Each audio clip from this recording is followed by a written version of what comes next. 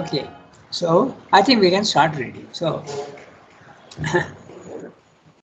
as I said, it Shall is I? Pallu's, so she can start reading. All this difficult result. All this difficult result can become possible only if there is an immense conversion, a total reversal of our consciousness, a supernormal entire transfiguration of the nature. There must be an ascension of the whole being, an ascension of spirit chained here and trammeled by its instruments and its environment to sheer spirit free above, an ascension of soul towards some blissful super soul, an ascension of mind towards some luminous supermind, an ascension of life towards some vast super life, an ascension of our very physicality to join its origin in some pure and plastic spirit substance. And this cannot be a single swift upsoaring, but like the ascent of the sacrifice described in the Veda, a climbing from peak to peak in which from each summit one looks up to the much more that has still to be done. At the same time, there must be a descent too, to affirm below what we have gained above. And on each height we conquer, we have to turn to bring down its power and its illumination into the lower mortal movement. The discovery of the light, forever radiant on high, must correspond with the release of the same light secret below in every part, down to the deepest caves of subconscious nature. And this pilgrimage of ascension and this descent for the labor of transformation must be inevitably a battle, a long war with ourselves and with opposing forces around us, which, while it lasts, may well seem interminable. For all our old, obscure, and ignorant nature will contend repeatedly and obstinately with the transforming influence, supported in its lagging unwillingness or its stark resistance by most of the established forces of environed universal nature. The powers and principalities and the ruling beings of the ignorance will not easily give up their empire. Okay. Very almost discouraging. So it is so difficult to task. So we'll read it and we'll see what he's saying. And keep in mind one thing, the gradation from the highest level of absolute light to the slowly descending grayness and then finally absolute darkness at the bottom. So what is possible in the light is not very possible in the lowest. It is possible but with a huge amount of effort. Okay, just remember this. And that is the reason why in Srindo's yoga there is a constant reference to ascent and descent. In India until now, most of the yogas are concentrating only on the ascent. Take your consciousness to the higher levels of consciousness and remain there. Don't worry about the lower because it's dark and it's impossible to change. We keep repeating this, but it is so important because for thousands of years that has been only the ascent and not the descent. Okay? So, and what is meant by descent? Because even Ravana Maharshi had the question, huh? When someone asked him, when he is talking about ascent and descent, he said, what descent? The divine is already here. His presence is here everywhere in the universe. But that's not the one that he spoke about. He spoke about it coming and becoming exactly the light in the lower should be a reflection of the higher. It is here, it is there, but it is hiding. It should not hide. That's what should mean. So I read each sentence. All this difficult result can become possible only if there is an immense conversion, a total reversal of our consciousness, a supernormal entire transfiguration of the nature. Nobody is telling you that the yoga is easy, particularly Srindo's yoga, not at all. Look at the words. Immense conversion, total reversal, not partial reversal, total reversal, and super normal. It is not normal, it is absolutely super normal, entire transfiguration of the nature. So you can imagine he is using such words which can actually discourage you also. But that's the reason why they take the easier option of only ascent. So there must be an ascension of the whole being. The ascension of the whole being is what it means, first of all, is your consciousness must come out of the body mind life, must be released, and you must realize your moksha, that I am not the body mind life. But having gone to the higher level and experienced the light, the power, and the bliss, you have to bring all that down into the practical field. That's not so easy. It's very similar to when an engineer or a doctor goes to college and becomes a MBBS or PhD or whatever. He has got the theoretical knowledge. Now he has to become an intern or he has to become an apprentice. And for 3-4 years, he has to. It's the same in every field. Even if you are if you have done your accountantship, okay, you have to have first an apprenticeship for 2-3 years. Only after that. So, what is this apprenticeship or internship? You have what you have learned theoretically, you have to now apply down below. That takes a little time. That's exactly the descent that Srila is talking about. All that you have experienced at the highest level, theoretically, it's not theoretically strictly in that sense because your consciousness has experienced it. It's not theoretical for the consciousness, but it is theoretical for the body-mind life. So now the body-mind life also has to be trained, and that's a period of internship. Tremendous struggle. And then there can be a complete change. When the light descends, the body-mind life must become capable of receiving that light which is coming into it. And for that, you have to purify your mind, purify your vital and even the body. But until now, the body has not been transformed, but one day even that should be possible. Okay, so very, very similar to the process of applying your theoretical knowledge to the practical field. And you gain so much in the practical field. Experience counts a lot in every field. Whether you are a banker or you are an accountant or you are a doctor or an engineer, the more experience you have and you have dealt with different situations, now you know what to do. There must be an ascension of the whole being and whole being. That's the second stage. First of all, the ascension only of the consciousness. Later on, the whole being. Just 1 second. Yeah. Ascension of the whole being and ascension of spirit. That's exactly, the spirit means your consciousness chained here and trammeled by the instruments. A trammel is a fishing net which catches fish. So it's a net that actually limits it imprisons you. So your instruments, which are the body, mind, life, are actually not letting you go free. You are trapped like a fish in a net. Okay, that's the whole point. Then he's saying, not only by your instrument, not only by the body, mind, life, but even by the environment. Okay, the environment also is the same. There is matter, then there is life, and there is mind. So you are chained by your own instruments of body, mind, life, but also the conditions in the physical world don't allow you very easy access to go up. That's what Srila is saying. And the environment. To sheer spirit free above. So you are a prisoner below, but you have to go to sheer spirit. The word sheer means only spirit, no mixture. Sheer spirit, and which is free above. An ascension of soul towards some blissful super soul. Your soul is also divine in essence, but it should not be only in essence, it should be in actual fullness. So that's what Srila is saying. The ascension of soul towards some blissful super soul. The super soul is not potential, it is the divine. An ascension of mind, so he's telling you everything, one by one, what should ascend. An ascension of mind towards some luminous supermind. An ascension of life towards some vast super life. An ascension of our very physicality to join its origin in some pure and plastic spirit substance. Note the word pure and plastic spirit substance. That is what the is referred to as the Sat.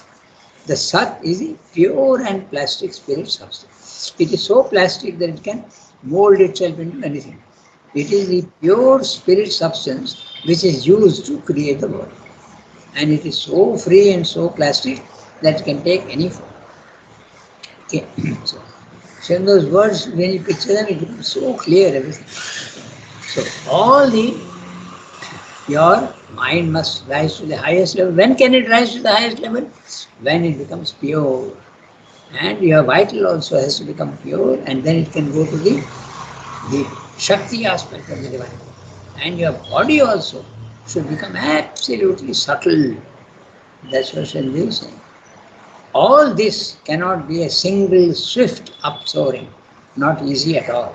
But like the ascent of the sacrifice described in the Veda, now he is talking of the sacrifice because he is talking of the Veda, Yajna. Okay. So what is that Yajna? Constant offering of everything you have to the divine. Whether you are eating, sleeping or working or having emotions and having thoughts, everything is only for the divine. That's the concept of sacrifice. Yajna, described in the Veda. A climbing from peak to peak, in which from each summit one looks up to the much more that has still to be done. So it's not a simple thing. It's from one level to another level, another level, another level. At the same time, there must be a descent too, to affirm below what we have gained above. That's exactly what I was saying. The experience of the soul, the consciousness above, must be brought down into the body-mind life, which is at the lower level of darkness. So that's not an easy thing to do. It's very difficult. Because the lower has to become fit to receive the higher. If your cup is dirty, how will a clean water come inside? It won't replace it. The water itself must be pure below, then only it can mix. Otherwise it can't mix. At the same time, there must be a descent too, to affirm below. Affirm. Shyam is very fond of the word affirm. Positive. To confirm. Okay. Below what we have gained above. The theoretical knowledge for the body-mind life must become an actual knowledge for the body-mind life. It's not a theoretical knowledge for the soul, but it's a theoretical knowledge for the body-mind life. What you have gained there, you have to bring it down. On each height we conquer, we have to turn to bring down its power and its illumination into the lower mortal movement. Here he is using only one sentence. In Life Divine, he has got a whole chapter on how to do this. Ascent and integration. Okay, that's the chapter. Here he is dismissing it in one phrase, not even a sentence. Okay. On each height we conquer, we have to turn to bring down its power into its illumination, into the lower mortal movement. So, every time you go, you have to bring that down into the lower.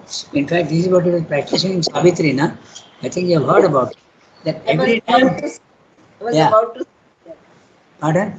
No, this reminded me of the line from Savitri only, that on a height is stood looking towards greater heights. That's right.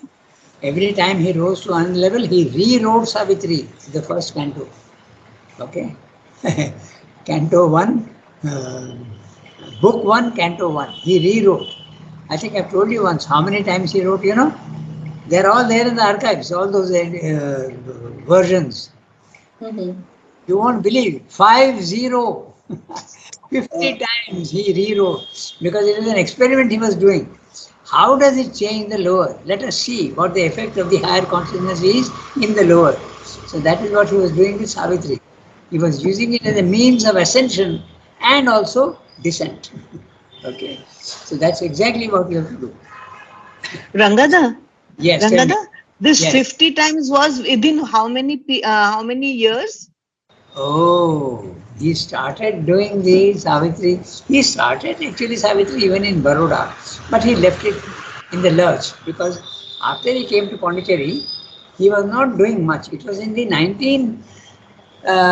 late 20s or early 30s when he revealed to Amal Kiran that he was actually writing Savitri. And it's very interesting, the story. You might as well listen to it. What happened was, Amal Kiran was sending poetry to Sriramda, if you remember, and Sriramda was saying, oh, this is coming from the psychic world, this is coming from the intraconscious, this is coming from the vital world, this is coming from the higher mind, this is coming from the overmind. He say things like. So Amal got interested and said, what is this overhead poetry and how do you recognize it? Why don't you give me a sample of your overhead poetry? So Sundar said, okay. So one day he sent him some lines, okay? And Amal read from Savitri. And Amal saw those lines and he was absolutely flabbergasted. And he said, from where is this poetry? From what have you done? He said, this is from Savitri. Okay? Then he said, why don't you give me more? So Sundar started sending him and told him, this is absolutely between you and me. Don't tell anybody. This is in the 30s or late 20s. I think it is early 30s. Okay. So Sridhar started sending him in a sealed envelope. Okay, Savitri. Okay, and it was not published at that time at all. And who used to carry that envelope? Nolnida. Okay, and Nolnida used to see that Sridhar is sending regularly the envelopes to Amal. And he felt very curious, okay, but Nolida is Nolida. So he didn't ask him point blank. But with his questioning eyes, he asked him, what is all this about, you know? He asked, what is this you are getting all the time? Then Amal Karan writes to Srimna and says, Nolli is very curious to know what you are sending me. Should I tell him? So then Srimna says, you can tell him only him and nobody else. So no, there is a little difference because this is something what Amal himself told me. Okay. He said every time Nalini Da would come to give him the packet, he would give and his eyebrows would go up and up. So he wrote to Sri Aurobindo saying that every day when he gives me this envelope, his eyebrows are going higher and higher and I'm scared they may, burst up or something. So what should I do? And Sri Aurobindo said, it is okay, you can take him into confidence. That's what I said. Nolida never asked Amal, what is inside. No. It was just his eyebrows going up. And That's this what is Ranganath something said. what Amal personally told me. Yeah. So I think it's more authentic. No, I'm saying same. I have not made any. That is exactly what Rangada told. Yes. That's what Rangasudha said, na? That he Just didn't this expression ask, but only. his eyes were questioning. Yeah, that's right. You said eyebrows and I'm saying with his eyes. That's the only difference. But what you are saying and what Amal told you is all in writing. Okay? It's all in the letters. So it's very Yes, it has been published in the this Letters on Savitri in the later edition. That is CWSA. It is there. I've read it there. The question and answer both are there. Yes. The question what Amal Kiran had asked and what Sri Aurobindo had answered. It is there in the CWSA Letters on Savitri section. Tarika was asking when he was doing this ascension with Savitri, and so the question came up. I think that date will be there in that checkup. Yeah, I'm not 100%, but it's around that time because I think Amal came when he was in the late 20s. He was a young boy and he came and saw Swayamdu. And then he... 1927 to be precise. 27, there you are. So late 20s and early 30s, this thing started. So, No, but Rangada, I asked how he changed, no? I mean, different versions of Savitri, that took how long? oh, I think quite a long period because afterwards he started very seriously doing Savitri. All this is there in the, I think towards the end of the book. Okay, many letters also are there, and there he explains when it was a long period, very long. In fact, right up to the last days, Srimdo was still dictating Savitri, and it is unfinished. Okay, so it is a long, long time. It took many, many years for him to do that, and the Book of Death is even incomplete. Only Canto 1 is there, but Canto 2 and 3 are not even written now. So it's stretched over a long period. So, so that's what we're doing. So they're saying here, climbing from peak to peak, in which from each summit one looks up to the much more that has still to be done. Okay. At the same time, there must be a descent too to affirm below what we have gained above. On each height we conquer, we have to turn to bring down its power and its illumination into the lower mortal movement. Okay. The discovery of the light, forever radiant on high, must correspond to the release of the same light secret below in every part, down to the deepest caves of subconscious nature. So, the lower must be prepared to receive the light of the higher. That's what it is.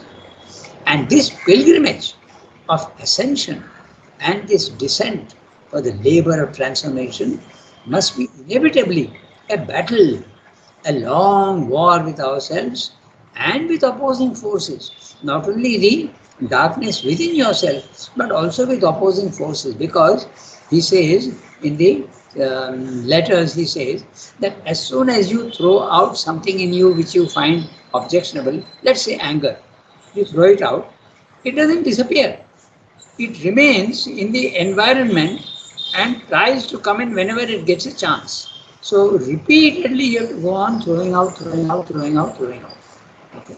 It's an endless task, as he says. That's why the environment also is a problem for him. And that's exactly what the ascetic is avoiding. He goes away from the environment and goes away somewhere where human beings are not there and the difficulties of the physical world are not there. But that's exactly what Sridhar is saying. We have to conquer it. We don't have to escape from it. With opposing forces around us, which, while they last, may well seem interminable. But the time comes when they can be conquered. For all our old, obscure and ignorant nature will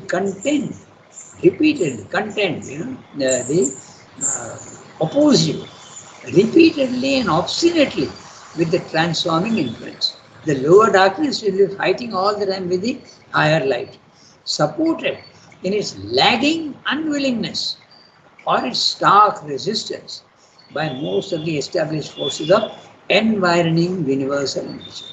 Now he is using a very interesting image. The powers and principalities of the ruling beings of the ignorance will not easily give up their empire.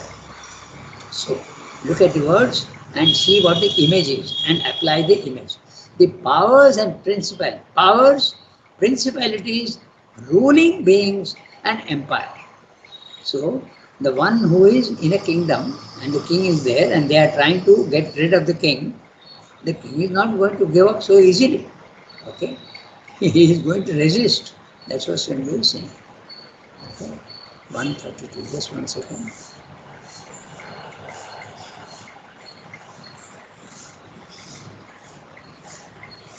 Yeah.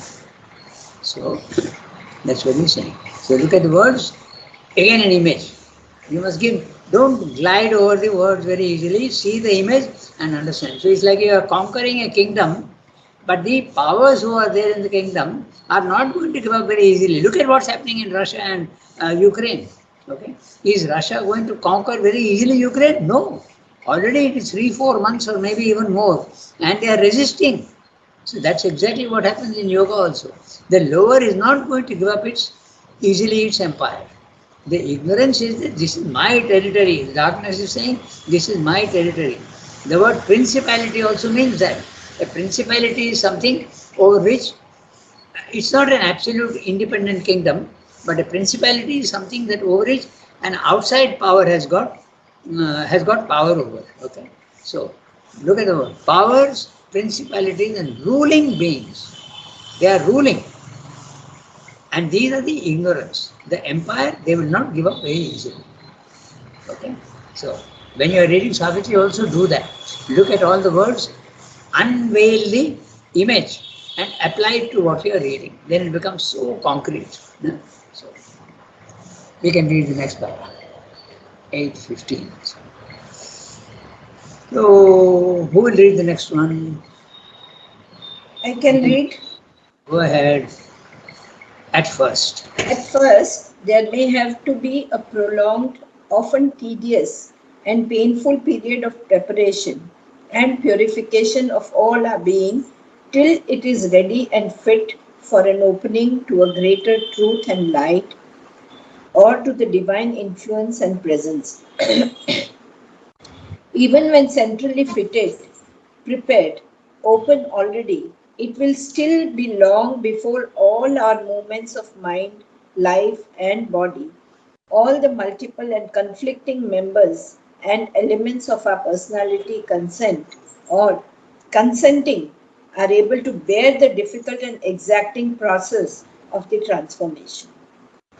And hardest of all, even if all in us is willing, is the struggle we shall have to carry through against the universal forces attached to the present unstable creation when we seek to make the final supramental conversion and reversal of consciousness by which the divine truth must be established in us in its plenitude and not merely what they would more readily permit and illumined ignorance.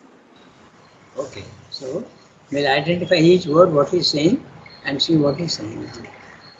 At first, in the beginning, when you start your yoga, or even when you have started quite long also, there may have to be a prolonged.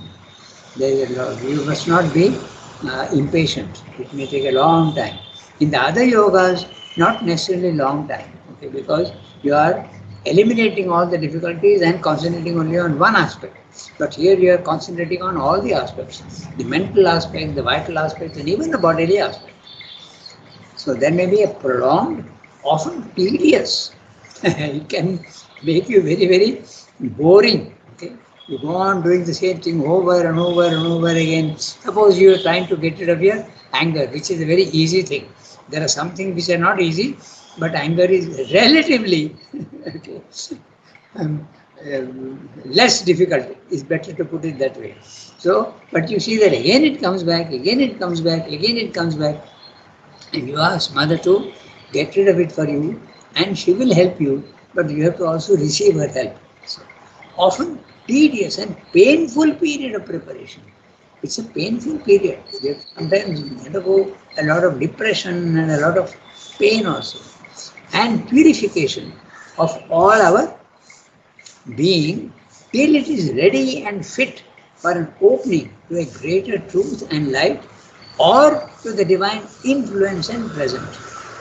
So now we make a distinction between greater truth and light or to the divine influence and presence.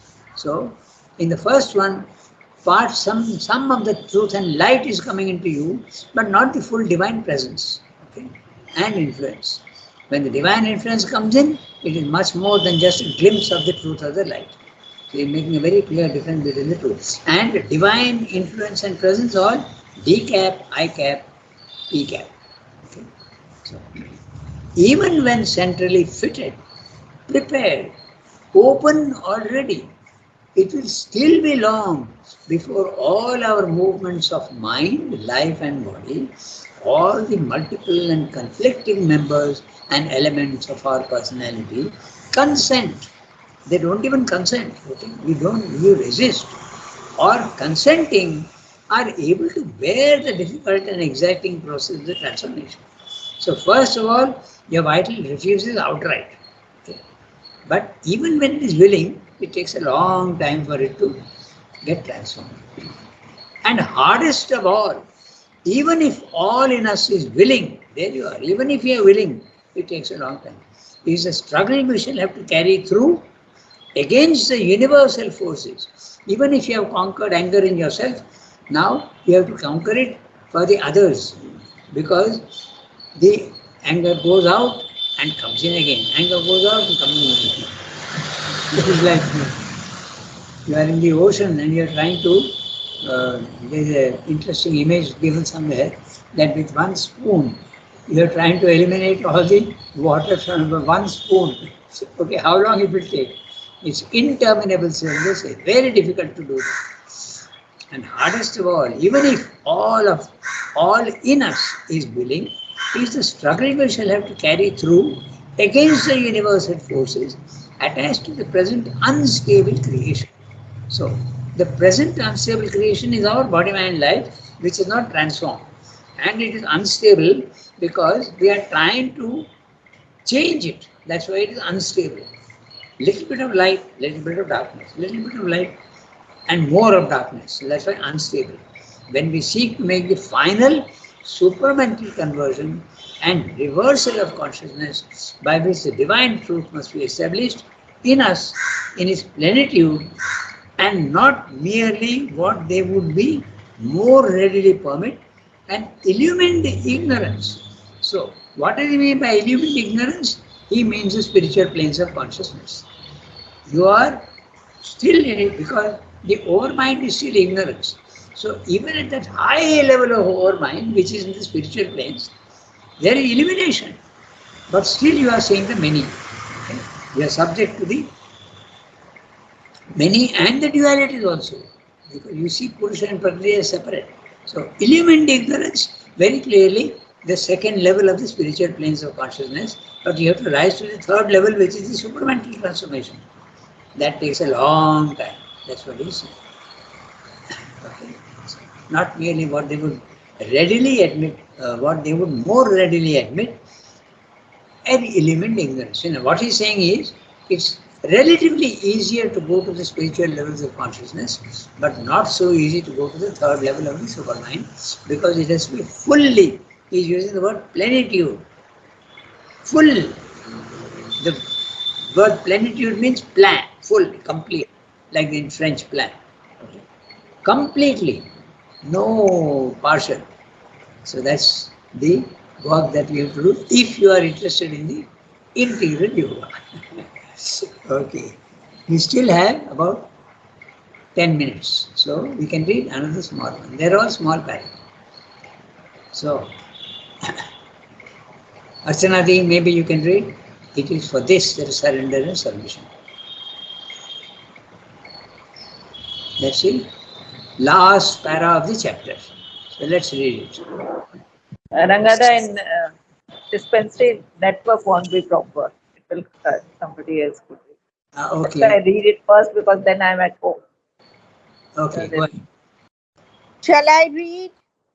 Okay. Yes, yes. I do that.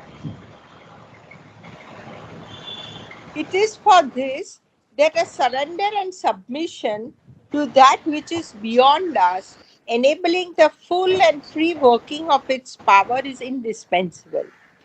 As that self-giving progress, the work of the sacrifice becomes easier and more powerful, and the prevention of the opposing forces lose much of its strength, impulsion, and substance.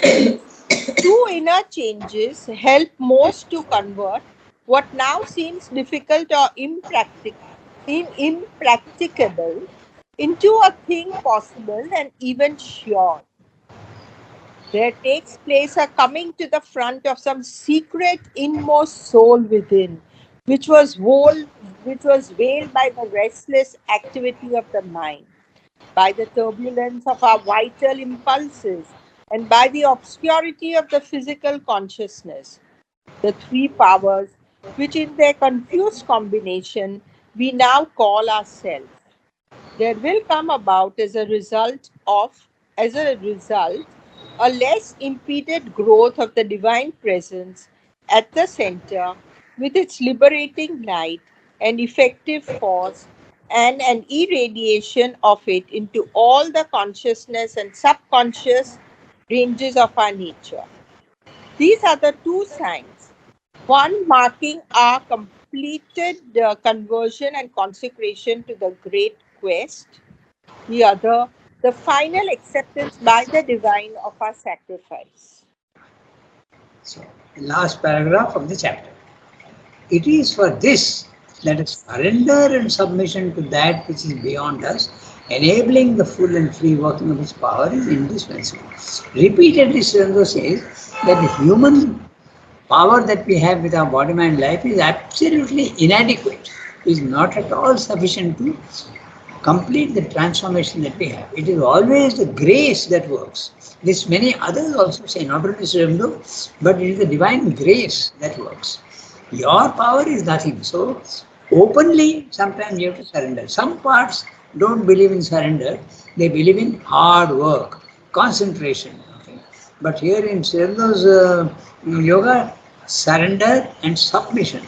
You let the divine do what you cannot do yourself. It is for this that surrender and submission to that which is beyond us, enabling the full and free working of its power is indispensable. Inevitable. You have to do. You have to surrender yourself. Just as you surrender yourself to a doctor, okay, who is going to operate on you, you agree to undergo whatever they are doing. Okay, so you have to absolutely lay yourself on the table open and say, you can even uh, use your me unconscious and then do whatever you want on me. That's what you have to do with the divine. Absolutely open yourself. As that self-giving progresses, the work of the sacrifice becomes easier and more powerful, and the prevention of the opposing forces loses much of its strength, impulsion, and substance. It's not an interesting word. Prevention of the opposing forces loses much of its strength, impulsion, and substance. See words we're using: strength, impulsion, and substance. The strength corresponding to the mind, life, and matter. Substance is very clearly your body. Impulsion is very clearly your vital, because all the impulsions come from the vital. And so you can, by extension, you can say the strength is in the mind. So you, all the resistance of the mind, life, and body loses its opposing force. That's what he's saying. Not the words. He's using different words, but his meaning again body, mind, life. Okay? Strength, impulsion, and substance. Two inner changes help most to convert what now seems difficult or impracticable into a thing possible and even sure. If you have faith, it is sure to happen. Again and again, Mother writes to people, okay, that you are sure to succeed. It is sure, but the time is not guaranteed to you. It depends on your intensity of aspiration. But it is sure. Everybody is sure to transform themselves one day. There takes place a coming to the front of some secret inmost soul within, which was veiled by the restless activity of the mind, the turbulence of our vital impulses, and by the obscurity of the physical consciousness. The three powers which in their confused combination we now call ourselves. Now this is an interesting sentence, again look very carefully. There takes place a coming to the front of some secret inmost soul, is meaning very clearly the psychic being. Okay? The psychic being within, which was veiled by what? By the mind. And what is the nature of the mind? Restless activity, constant thinking, no stability at all, no power of being concentration, no, absolutely, all sorts of idiotic ideas coming into the head all the time. Restless activity of the mind. By the turbulence of our vital impulses, all sorts of emotions come which disturb the peace and quietness of the vital, and by the obscurity of the physical consciousness. The darkness of the matter is the last obstruction. These three powers, the three powers which in their confused combination we now call ourselves. We call ourselves what we think we are, body, mind, life. But they are confused. We don't even know when it's a thought or an emotion. Sometimes there's a confusion between the two. Okay? So we don't know. Many times you have a desire comes, is it coming from the mind or is it coming from the vital? One does not share at all. So this is that's why it's saying confused combination. Okay? There will come about as a result a less impeded growth of the divine presence. So he is not guaranteeing that it will come immediately, but he is saying a less impeded growth. you open yourself partially to the divine presence at the center with its liberating light and effective force and an irradiation of it into all the conscious and subconscious ranges of our nature. So the liberating, the divine presence at the center. So when Sriranda uses the center, he uses the central being, what he calls, is usually refers to the self. So in the beginning, your psychic must come forward and make your body-mind life as pure as possible. The psychic is what purifies the mind and the vital, mostly the vital. It purifies. Okay. So once that purity is established in the lower, even partial purity, the divine presence can come in at the center from the liberating light and effective force. So liberating light and effective force is obviously in the higher planes of consciousness. So first of all, open yourself inwardly, horizontally, and then the upper light, the vertical light from above, we can descend into you. That's what he's saying. It will liberate you. Your consciousness will rise out of the body-mind light and effective force, and an irradiation of it into all the conscious and subconscious ranges of our nature. The word irradiation is very interesting. Now, it slowly the light enters into and fills all the parts. That's what it means. These are the two signs, one marking our complete conversion and consecration to the great quest, the other, the final acceptance by the divine of our sacrifice. So what are the two signs? Number one, the horizontal psychic transformation. Number two, the rising to the spiritual lanes of consciousness, the level 2. Now you are ready for the final, you are ready for the final acceptance of the divine of our sacrifice. You are ready for the supramental. It's not going to be done, but he is referring very guarded language here to the psychic transformation, the spiritual transformation, and the last is the supramental transformation. So he has spoken here only of the two signs. First is the horizontal transformation, the psychic coming forward and purifying the outer nature, and now we are ready for the quest. Look at the words he is using. He is saying the first is a completed conversion and consecration to the great quest. What is the great quest? Looking for the divine consciousness. The second one is the final acceptance of the divine by our sacrifice. Now you are ready for the third level, the supermind, when the consciousness rises to the spiritual planes of consciousness. Only the psychic will not take you, nor will the spiritual planes of consciousness only. It has to be a combination of the psychic and the spiritual planes of consciousness. Then you are ready for the final acceptance of the divine. He is now saying, now you are ready for this ascent to the highest level. So that completes this chapter. And next is chapter 5, the ascent of the sacrifice. So what is the sacrifice? Okay. This is he is going to explain. He already explained sacrifice. Now he is going to the works of knowledge, the psychic being. The works of knowledge. How you, in the field of knowledge, how do you do karma yoga? That's the thing, and the psychic being. So it's absolutely 8:35 on the dot. So we'll take up this next time. So Sunki, make a note, chapter 5. We have to read. The works Yes. Okay. So, au revoir. Merci beaucoup. Have a nice day, everybody. Au revoir, Thank you, Ranganath. Rangada.